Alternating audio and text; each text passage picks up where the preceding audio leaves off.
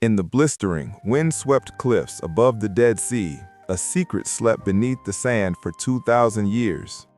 Then, in 1947, everything changed. A young Bedouin shepherd, searching for a missing goat, tossed a stone into a dark cave and froze at the sound of shattering pottery. What he found inside, along with discoveries in 10 nearby caves, would become the most extraordinary archaeological revelation of the 20th century: the Dead Sea Scrolls. A vast ancient library, more than 1,000 manuscripts, including the oldest surviving copies of the Hebrew Bible, lay scattered in silent fragments. Alongside them were previously unknown religious, legal, and philosophical writings that opened a rare window into a turbulent era, the evolution of early Judaism and the birth of Christianity. But this archive came with a monumental problem. Over centuries, the scrolls had crumbled into over 25,000 pieces, many no bigger than a postage stamp. Who wrote them? Where were they produced?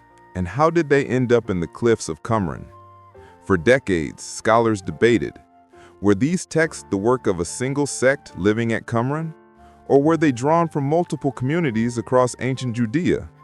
At last, science has provided answers through a surprising source: animal DNA hidden in the parchment itself. Before we continue, make sure to subscribe to the channel and turn on notifications so you never miss a new video. A new scientific breakthrough. Most Dead Sea Scrolls were written on parchment crafted from animal skin. To molecular biologists, this was the key. Even after 2 millennia, every scrap of parchment carries traces of the animal it came from, its genetic fingerprint. But retrieving that DNA was a delicate challenge. Ancient DNA is brittle, fragmented, and often contaminated by modern handling. Researchers in Sweden, working inside an ultra-clean laboratory, used advanced silica-based extraction techniques to isolate authentic ancient DNA without damaging the scrolls.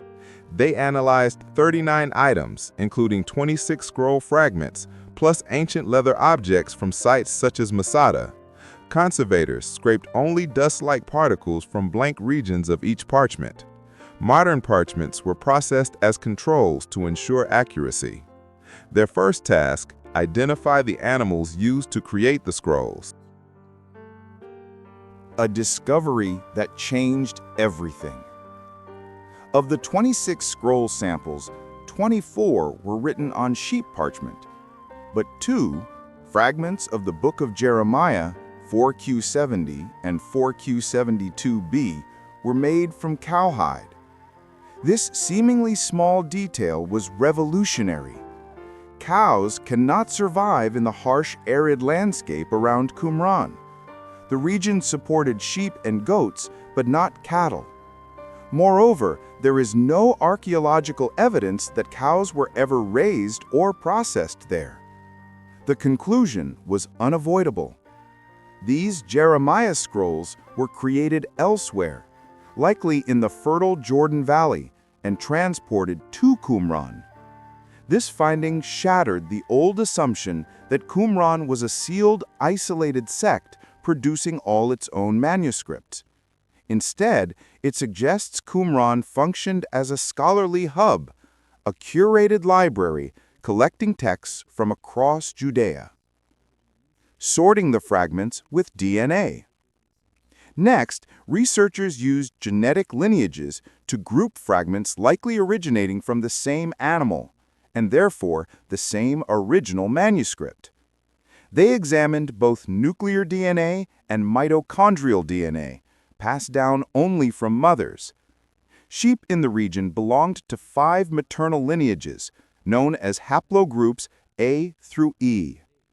The team focused on the Songs of the Sabbath Sacrifice, a mystical liturgical work found in multiple copies at Qumran, and in one copy found far to the south at Masada. Scholars had long wondered whether this text originated with the Qumran community or circulated widely. The DNA answered the question. All Qumran copies came from sheep belonging to haplogroup B, a genetically tight-knit group, almost certainly a single flock. This strongly indicates the copies at Qumran were written locally by Qumran's own scribes. But the Masada fragment came from sheep of haplogroup A, a genetically distinct lineage. This proves the Masada manuscript was made independently, not brought from Qumran. The songs of the Sabbath sacrifice, therefore, were not limited to one sect. They were part of a broader religious landscape shared across Judea. Solving a long-standing mystery of misidentified fragments. Not all scroll fragments came from controlled archaeological digs. Many were acquired through antiquities dealers in the mid-20th century, with origins that were often guessed rather than verified. One fragment, 4Q344, was always suspicious. Unlike typical Qumran texts, it was a mundane financial document acknowledging a debt. Scholars doubted its Qumran origin. DNA confirmed it. The fragment's sheep DNA did not match the genetic signatures of authentic Qumran manuscripts. It was an outlier, almost certainly misattributed, and originally from another Judean desert site, known for everyday documents. A fragment of Isaiah showed the same pattern, another genetic outsider, pointing to yet another unknown source. For the first time, science offered concrete evidence to sort genuine Qumran texts from pieces later mixed in through antiquities trade. What this means for the study of the scrolls? This breakthrough changes everything. For decades, debates over the Dead Sea Scrolls relied on handwriting, language, and archaeological theory.